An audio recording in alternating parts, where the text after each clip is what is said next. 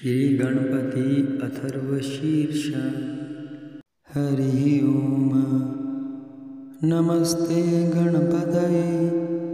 त्वमेव प्रत्यक्षं तत्त्वमसि, त्वमेव केवलं कर्तासि, त्वमेव केवलं धर्तासि, त्वमेव केवलं हर्तासि, त्वमेव सर्वं कल्विदं ब्रह्मासि, त्वं साक्षादात्मासि नित्यं।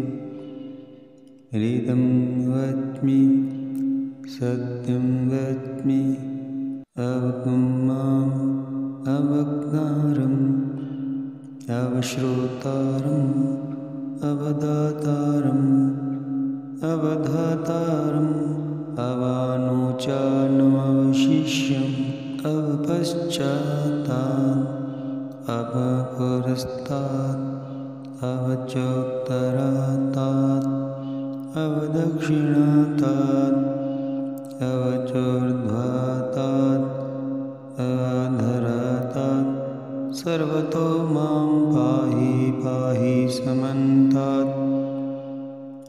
त्वं वाङ्मयस्त्वं चिन्मयः, त्वमानन्दमयस्त्वं ब्रह्ममयः, त्वं सच्चिदानन्दाद्वितीयोऽसि, त्वं प्रत्यक्षं ब्रह्मासि, त्वं ज्ञानमयो विज्ञानमयोऽसि। सर्वं जगदिदं त्वत्तो जायते, सर्वं जगदिदं त्वत्तिष्ठति, सर्वं जगदिदं त्वयि लयमिष्यति, सर्वं जगदिदं त्वयि वृद्ध्येति।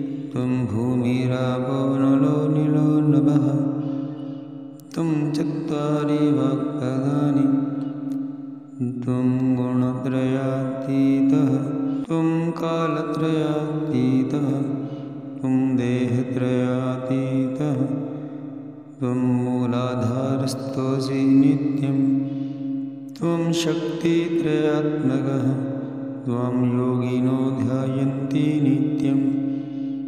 त्वं ब्रह्मा त्वं विष्णुस्त्वं रुद्रस्त्वमिन्द्रस्त्वमग्निस्त्वं वायुस्त्वं सूर्यस्त्वं चन्द्रमास्त्वं ब्रह्मभूर्भुवः स्वरों। गणादिपूर्वमुच्चार्य वर्णादि तदन्तरम् अनुस्वारः परतरः, अर्धेन्दुलसितं तारेण रुद्धम्, एतत्त्वमनुस्वरूपम्। गकारः पूर्वरूपम्, अकारो मध्यं रूपम्, अनुस्वारश्चान्त्यरूपम्, बिन्दुरुत्तररूपम्। नादः सन्धानं संहिता सन्धिः, शेषा गणेशविद्या गणकऋषिः, निचृद्गायत्री छन्दः। श्रीमहागणपतिर्देवता। ॐ गं गणपतये नमः। एकदन्ताय विद्महे वक्रतुण्डाय धीमहि, तन्नो दन्ती प्रचोदयात्।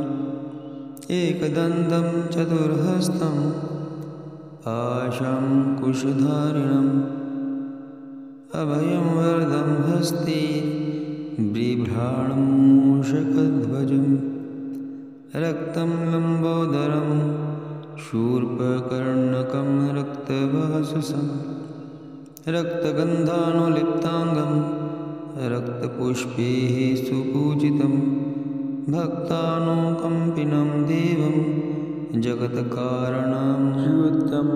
आविर्भूतं च सृष्टयादौ प्रकृतेः पुरुषात् परम्, एवं ध्यायते यो नित्यं सो योगी योगिनां वरः। नमो व्रातपतये नमो गणपतये नमः। प्रथमपतये नमस्ते अस्तु, लम्बोदराय एकदन्ताय विघ्नविनाशिने शिवसुताय, श्रीवरदमूर्तये नमो नमः। एतदथर्वशिरो योधीते, स ब्रह्मभूयाय कल्पते, स सर्वविघ्नैर्न बाध्यते, स सर्वतः सुखमेधिते, स पञ्चमहापातकोपपातकात् प्रमुच्यते सायमधियानो दिवस्कृतं पापं नाशयति प्रातर्धियानो रात्रिकृतं पापं नाशयति सायं प्रातः युञ्जानो अपापो भवति धर्मार्थकाममोक्षं च विन्दति इदमथर्वशीर्षं शिष्याय न देयं यो यदि मोहादास्यति स पापीयान् भवति सहस्रावर्तनाद्यं यं काममधीते तं तमनेन साधयेत् अनेन गणपतिं विखिञ्चति स वाग्मी भवति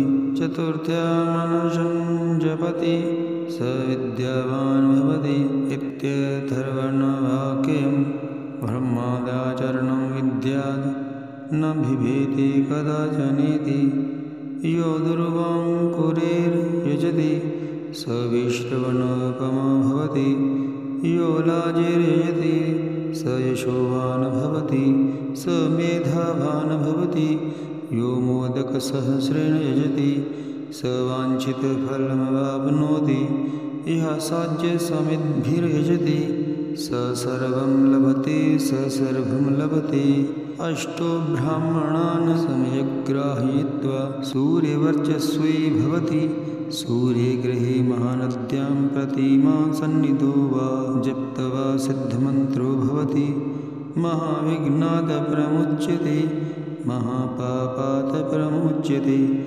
महादोषात् प्रमुच्यते स सर्वविद् भवति स